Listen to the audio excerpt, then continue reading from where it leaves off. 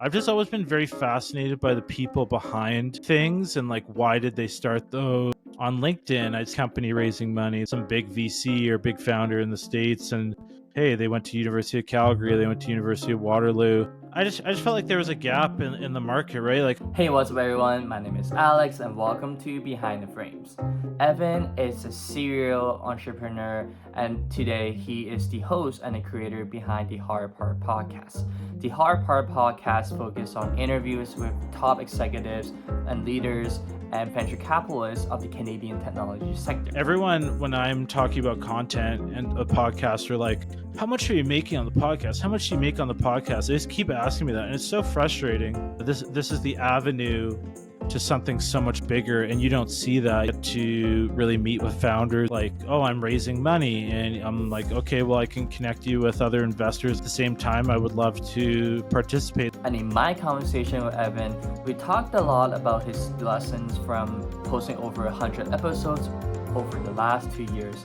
We talked about how he landed partnership with Fasken, a Canadian law firm, and we also talked about his grand plan by leveraging the podcast to build a platform to help operators find investments and find partners. Welcome to my conversation with Evan McCann.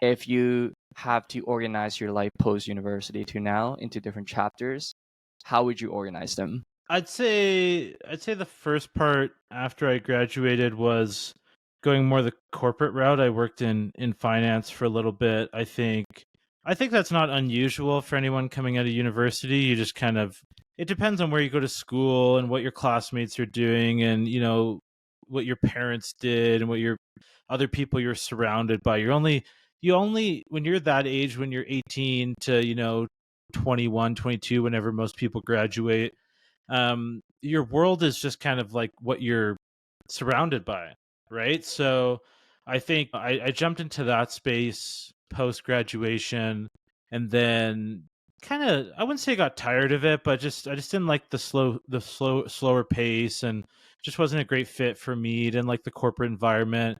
Just seeing like, hey, I need to spend 20, 30 years here to get to that point, and that point's not very exciting for me, so why would I even start that? I kind of got into tech by accident, just by chance, just was around people, and I was in Vancouver at the time. I was around people in the space that were just really interested in it, and I kind of just jumped into it and worked for some smaller startups, tried to build something of my own. None of those startups are anything, I don't think even if they exist anymore, but the experience was just so exciting and a lot of fun. So I would call that maybe, so that first chapter would be like that kind of finance era. Second chapter would be I moved back to Calgary, work for some other tech companies. So I would call that second era just like kind of breaking into tech, working in tech. And then I would say I'm in my current era now where I don't know what I would call it, but just kind of building my own thing in the tech space. So again, that's like with what the podcast is doing and what the podcast will become this year and into next year.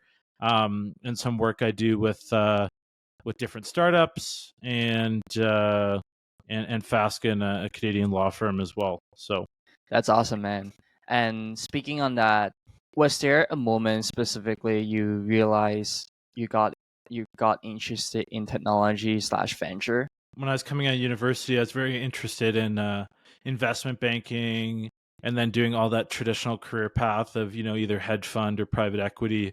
So I've always kind of been interested in like the investment space. I don't know if this is kind of a sign of just like where my natural curiosity is, but if I'm at like for example, if like I go to a restaurant with my fiance and this frustrates her like crazy, she's very focused on like the drinks and the food and the experience. And I'm like, who owns this place? Like, how much money are they making? What are they spending in rent? So I've just kind of always had that mentality of like, oh, what's Suncor? Who's the CEO of RBC? And like looking up those people and figuring out, oh, where did they go to school? What's their background? I've just always been very fascinated by the people behind things and like, why did they start those? Why did they make those decisions? Why is the business is like it is right now? So I think I've always had that. I think it just got laser focused on on tech, and happy it did. As you were thinking about your next step, which now we all know is starting the podcast, the hard part about highlighting stories on the Canadian venture capitalists and technology leaders, how did you land that idea of starting the podcast? I just felt like there was a gap in the market, right? Like from a listener perspective, I wanted a podcast like the one I'm working on now to exist, right? I was at the time working at Neo and some other companies in between that, and then just I was on LinkedIn, I'd see a beta kit article, I'd see this company raising money, that company raising money, or I'd be on a LinkedIn profile of some big VC or big founder in the States, and hey, they went to University of Calgary, they went to University of Waterloo. I didn't know that, and I wish I could hear about this story. So I think for me, I wanted it to exist from a listener standpoint. Then did some digging. My fiance got me this book from NPR. It's like how to start a podcast or how to build a podcast or something like that. And it was awesome. It just kind of opened my eyes to a lot of things. And I just started kind of exploring some of the tech tools out there. I was lucky enough to stumble upon like Riverside and Descript. And at the time it was called Anchor. Now it's Spotify for podcasters. But just kind of playing around with tools and figuring that out. And then just kind of bouncing it off friends and other folks, like, hey, do you think this is a good idea? What would you like to hear? What would be a good angle? But ultimately, like, I just wanted to do it. Absolutely. I love how you put it, as in like you put yourself in the shoe of the listener. So when you get started with the podcast, what were the biggest barriers that you would consider? Getting guests, I would say. How did you kind of go through that? I think you got to work your well, it depends, right? Like I think it depends on what type of podcast you're doing. For me, for doing an interview style podcast, the hardest thing is the guests, right? Like, yes, you got to be a good interviewer. Yes, you got to have distribution, all this. But if no one wants to come on your podcast, then you're not going to go anywhere. So I think a big focus for me was just tapping like my warm network first, like just friends again, right? Like the first 5 people I had on, I just knew really well, right? Some of them were even a childhood friend, some I just known for a few years, or some were just, wanted to support me on it. So I think you need to have that to start. Like if you don't have that from an interview style podcast, doesn't matter how good your idea is, or you could have a huge reach, but if you're not being able to book people in a consistent manner, or people don't want to come onto your show, then it's I don't think it's going to work.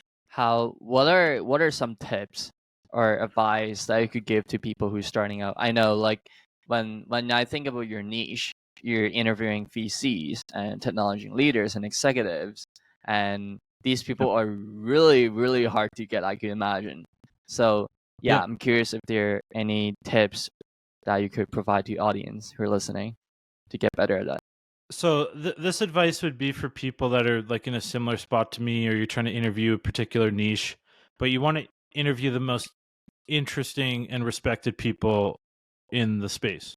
And I think I use those words really carefully, because some people would say, oh, interesting, or biggest names, or whatever that is, but that's not always necessarily the best people to have on, right? Or that's not the kind of focus you want to have for the podcast. Like I really want to focus on people that were making an impact, right? And impact is very different too. I wasn't focused on they have to be a unicorn founder, or their net worth has to be 100 million or a billion plus. Like I think those metrics are really annoying, and are like a lot of the content out there is very clickbaity nowadays. Like, oh, like how did this person make $100 million? Whereas I really want to focus just on like people building really cool stuff, people investing in really cool stuff. And cool is very, very broad, and it should be broad, right? I've had people on from St. John's, Newfoundland to Victoria, BC to San Francisco. I've had founders just coming out of Y Combinator, or maybe they've only been in market for 6 months, but they have amazing traction, all the way up to, folks working at Shopify. So I think you need to have that kind of range. And again, you're focusing on people that are respected in the space, that have just people are just like really into that person. They just respect that person. So I think that's really what you want to focus on. It's not just I want to have Mark Cuban and like Bill Gates on my podcast. Everyone wants to have that, but I was much more focused on people that were just had that respect and following in Canadian tech. So, And when it comes to the idea of handling a lot of volume, as you mentioned, how far out do you schedule your episodes? So we're in February 2024 right now, and I just booked someone this week in like into May. So, yeah, it goes pretty far out. I think it builds excitement for stuff. It helps me structure my release schedule. It's better for the guests too, right? Because they have time to build that out. I think they also understand that lots of people want to be on the podcast, so that creates more excitement. It's not like, hey, can you record tomorrow? Then they just know that there's not a lot on the go.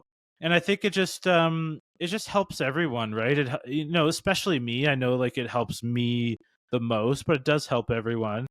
But it helps me just have a really clear schedule.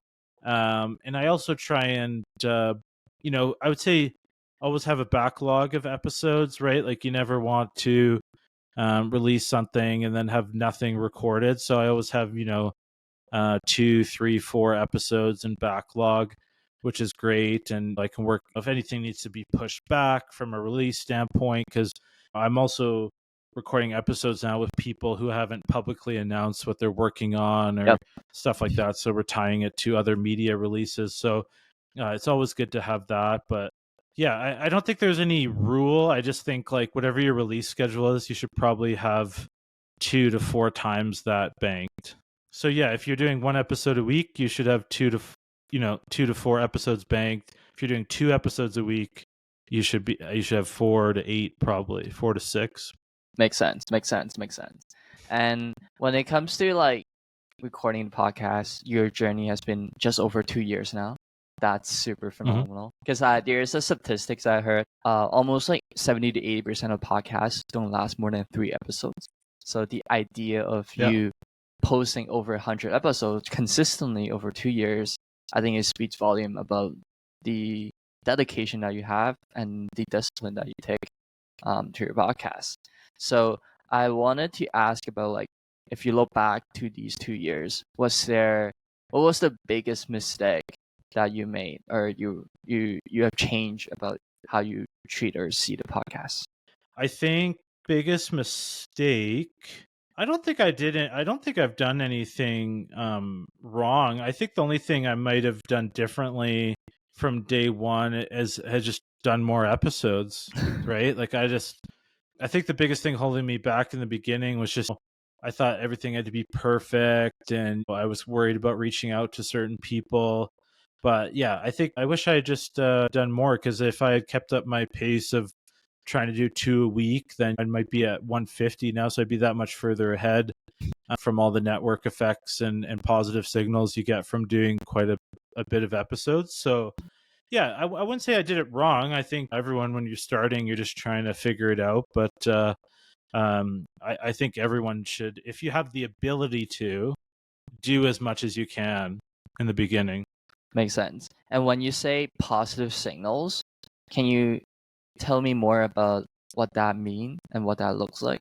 I just think you got to think about it from both perspectives. So a guest and a potential listener to the podcast. If a listener of the podcast comes on to a catalog of 2 episodes versus 200, 300, which podcast do you think they're going to listen to or have that relationship with? You got to think about it from a listener perspective. Like for me, I only really listen to 5, 6 podcasts like very religiously. So it takes a lot to make that person follow your podcast and choose to listen to it on a regular basis. No one's going to listen to every episode, maybe my mom or something, but it's just like it's hard to build that relationship when you just don't have enough volume, right? Someone might love your 1 episode, but then they can't get any more. I think on the guest side, and this is only really valid for interview style podcasts, but again, if you have 5 episodes, that their media team, their comms team, they're gonna be questioning you like crazy. They're gonna be like asking for all these things. But now that I have 100+ episodes out with all these people that are their friends or they know of them, or there's investors that they respect or like, or other founders that they respect or like, it's just that much easier to have great people on because they see other great people and it just naturally draws them in. So those are the things I'm talking about with positive signals. Sweet.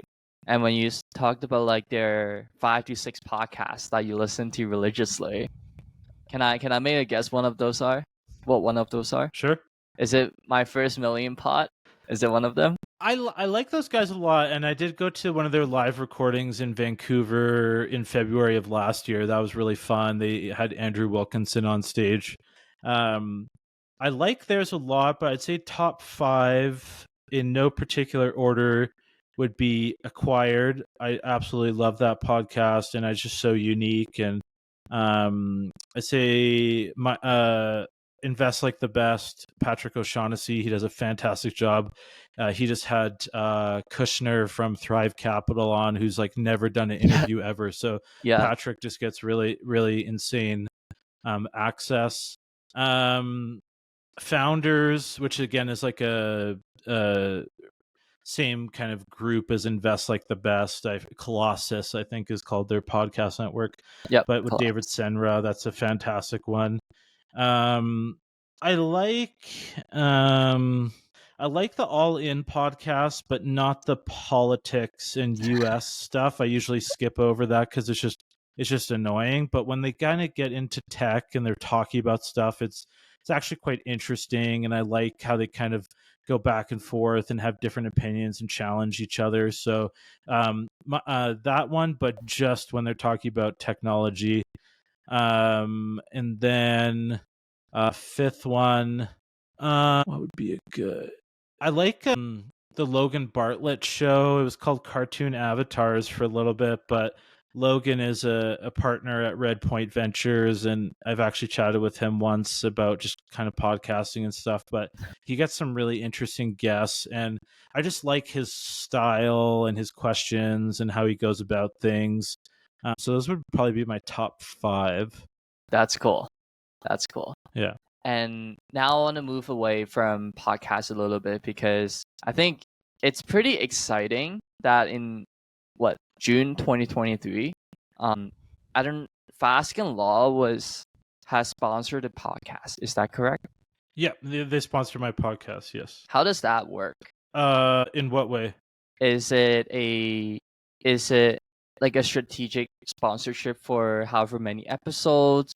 Because I saw that you also have become a strategic advisor for the venture capital practice for Fasken Law, which is, for clarity, a law firm based in Canada. So I'm curious how that partnership looks like. Mm-hmm. Well, it's a bit unique, right? Because I work at the firm on a kind of a part-time basis as an advisor to the tech practice. So, I think that just comes with, I started the podcast and it has a strong following and it's focused on Canadian tech, and that aligns well with Fasken's emerging tech practice group. So, and I do some work with the firm, so I think it's just natural, and they've decided to sponsor it, which is awesome. And also looking for kind of other sponsors. I've had other sponsors in the past, which is great, and having some more conversations ongoing. But in terms of like how things structure from that, it's just a monthly amount based off what that sponsor values your audience or your reach or the brand you built, or I think most importantly is like the guests you have on. So yeah, it's an interesting relationship and big because I also work with the team as well. So was it an inbound opportunity or did you go out for it? Did they have a posting? Like, how did it come to life? Yeah, they had a posting come up, and I just think like anything in life, I think it's just like good timing and some folks there and just build some trust. I knew one of the Vancouver tech partners at Fasken from my time when I lived out there. So I pinged him and he was helpful. And the person that was in this role before me, he's gone on to co-found a new company. But we had built a relationship and knew each other. So I had him as some great insights. And so those two, kind of mentioning my name, plus I think, the podcast I built and my background in tech, I think was just a good fit for the role. So it was kind of really good timing. And yeah, it's been awesome. I've been doing it close to a year now. So it's been awesome. That's awesome. And now, when I look back to like how you're spending time now, so obviously you spend a majority of time on working on the podcast, the hard part, and you were also working part time at Fasken. And I think earlier last year you also started the startup agency called the Co-Start. Could you tell us a little bit more about what Co-Start is? Yeah, so I started Cold Start summer of 22. So I started around the same time as the podcast and before Fasken, and basically just my background working in sales, partnerships, business development, different tech companies, different stages, either from super, super early to later on, and just trying to take that expertise and work with early stage founders and startups. So yeah, that's been a lot of fun. I was doing a lot more with that when I wasn't at Fasken and the podcast was smaller. That's taken a bit of a back seat now, which I still do here or there and work with, maybe one company a month or if that. But yeah, it's a great experience, and I like working with early stage companies. So yeah, my week is kind of broken up with quite a bit of Fasken work, working on the podcast, and cold start here or there if there's a client. So. Are you the one man podcast, or do you have any people helping you along the way? No, it's all just me. Do you see in the foreseeable future, would you take on any help or editorial? I don't think so. I think there's something about the host like actually doing the work and reaching out to guests and scheduling everything. I think it'd be pretty frustrating if I was a guest and I'm coming on this podcast and they're like, talk to this team member, talk to this team member, talk to this team member. I think it's fine to have someone in the background helping you in places where maybe you're not as strong. But I think in terms of like coordinating with guests, deciding who comes on, the questions you ask, doing the research, the editing to a certain extent. I get, if someone's doing like music and transitions and all that, but like selecting what's going to be in the final episode and like how listeners are going to perceive that, or like what you like. I think you got to always be doing that, and you just get better at it and you get more efficient at it. Like for me to like do editing and all that, like I'm so much faster than I was summer of 22. So yeah, I think yeah, I don't, if I ever did have help, maybe be a bit on distribution or marketing, or maybe just some sort of like support. But yeah, if you're not doing the research and the outreach and selecting people, I think that comes through in the quality of your show. And I just don't think guests would want to come on. What's next for the Hard Part podcast? Yeah, just continuing what I'm doing, just trying to put out as much high quality content as I can and shedding more light on the Canadian tech space. I would say it frustrates me, but like when you have conversations and someone's like, oh, Canadian tech's not that interesting, or Canadians haven't done much in technology, it's just further from the truth, right? Like Canadians have been founders of, Roblox, Instacart, Uber, Notion, Cloudflare, Databricks, which correct me if I'm wrong, but is about to go public relatively soon. Or they've been very high up at tech companies like Meta, Facebook, Google, OpenAI. other places. OpenAI is a great example. And then you got to look at everything that's been started up here, right? Canadians have also been part of starting Friendster, which came out before MySpace and Facebook. So basically one of the first social networks. I was just on a podcast earlier with some founders who told me that insulin was created by University of Toronto professors back in the day. Like the innovation that's come out of this country, even to like over 80, 90 years, the history of this country, even more recent, which is tech and AI boom that's happening, a lot of it driven by a talent from University of Toronto and University of Alberta. It's just so exciting. So I think just being able to cover that, meet people in the space, build that network, build my understanding of it, uncovering people that I've never heard of that are very exciting is a huge focus for me. In terms of the entire podcast and how I'm thinking about things, it's not an overly novel concept or strategy. It's been done by a lot of other people. Harry Stebbings at 20VC, Packy McCormick with his fund and his newsletter in the States. I'm looking to build a bit of a platform here, right? So I have the podcast, have a newsletter. So that's the media component. Another pillar I'm building out is community. So there'll be like an operators network. I have some other ideas for that, doing more in-person events for listeners and for guests around Canada, maybe in the States a bit too. So that involves some travel. In the third piece, I'm very, very early on and still working on kind of thesis and an idea behind it, but raising a fund to invest. It's fantastic what's happened through the podcast with all my conversations, and get to really meet with founders at the right time. And they're like, oh, I'm raising money. And I'm like, okay, well, I can connect you with other investors I've had on the podcast. But at the same time, I would love to participate in that deal flow. So that's on the table too. And I'm really looking at the hard part as like a 3-pillar thing, and more than just a podcast. And arguably, I think that's how any content creator should be thinking about their content. If they're just going to be solely content and they're trying to be the next Mr. Beast or Joe Rogan, not that I like either of those people, but just big followings, that's great. And you can be successful that way, but the likelihood of that happening compared to building a broader platform is not as likely. Absolutely. I think even like Joe Rogan's business models, right? Like he pumps out like in maybe like 5 episodes a week, but let's say what if he stops uploading tomorrow? Like what's going to happen? And the value of the podcast, or even the value of his personal brand, is going to sink or take a big hit.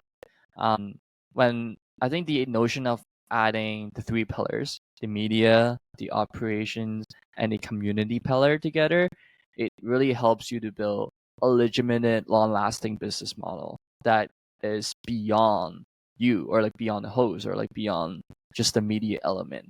I think you just posted like a tweet today. It was like, after quite a few chats with a founder matching platform similar to YC would be high impact for Canadians by matching top developers and top non-technical founders.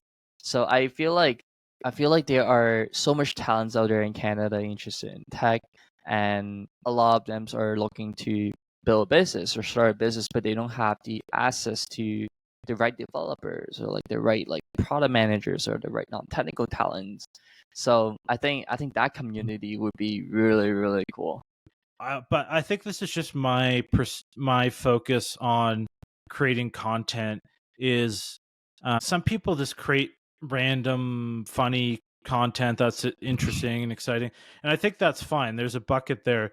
But people that really focus, what I would challenge people to do is, what's a space that you're just really interested in? Like, I don't know what a great example would be. And there's so much opportunity in Canada, and like all you got to do is go look at the States. And it's not like you have to copy word for word, but you should find something that you're interested in and go to the States and see, okay, someone's built like a podcast for this, and they've built these auxiliary businesses around it. So I think it's something that it's ripe for disruption in Canada, right? Like, why hasn't someone started the Acquired of Canada, and covers large like businesses in Canada, builds a community, maybe interviews the founders of those big businesses, maybe starts like a private equity fund and it like invests in stuff, right? Like, there's just so many things you can do. And there's, I think there's like a lot of interesting content creators in Canada now. Some of them, like I won't name these people, but they're like raising a fund based off some content they're creating for a particular niche in the tech space in Canada. And I think that just is a great model, right? Like everyone, when I'm talking about content and a podcast, are like, how much are you making on the podcast? How much do you make on the podcast? They just keep asking me that. And it's so frustrating because it's like, yes, I can get to a place right now where, I make pretty good money off the sponsorship. And I think in the future will be quite lucrative. But I think the bigger opportunity for me is like, if I'm able to build a potential successful venture fund from this and invest and build something like fantastic from a platform perspective out, that's a much more interesting value prop to me than just a few $1,000 here or there for some sponsorship. And I think a lot of content creators got to figure that out earlier in their journey and have some sort of strategy of, okay, this is a niche I'm going to tackle because A, I'm interested in it, B, I want to build my network up in it, and C, there's actually like a business I can create here beyond the ad revenue or the sponsorship. And I don't think enough people do that or understand why someone would start a podcast. Because a lot of people were like, "Oh, you're just going to start a podcast," and I'm like, "This is the avenue to something so much bigger, and you don't see that, you don't understand that, and that's fine." But I think you need to have that focus going into any content because, again, the likelihood you become Mr. Beast and Joe Rogan is very little, but the likelihood that you build an interesting following, can monetize that, and also launch businesses that surround the media part is much more likely. I think there are two things that I really took away. I think the first one, it's about the the quality and the meaningfulness of the audience instead of necessarily the size of the audience. Because if you could build a meaningful group of maybe 1,000 people who are defined tech executives or who be able to angel invest, who are looking for jobs in technology companies or who like to start a business, that's much more valuable than, let's say, I don't know, hundred thousands of people who you can't even define who they are, or they could just be like people in their tens or 20s, 30s, and you can't really sell anything to them or market anything. So I think that's one. And then the second one that I took away was just like, I think at some point you want to build something that is not necessarily bigger than a podcast, but you want to build something that can be deassociated with the podcast. That at one point, like I see the hard part as the entry ticket for me to get the venture fund going or like get the agency going. But then as time goes, maybe 5 years later, people might not know you as the host of the Harper podcast. They would know you as the venture capitalist who invests in Canadian seed or Series A or whatever that stage is, who started because of a podcast, you know? Yeah, 100%. I think your focus on audience is 100% right, and I think is something I've been focused on a lot. Was yeah, I'm not really optimizing to have 10 million people listen to each of my episodes.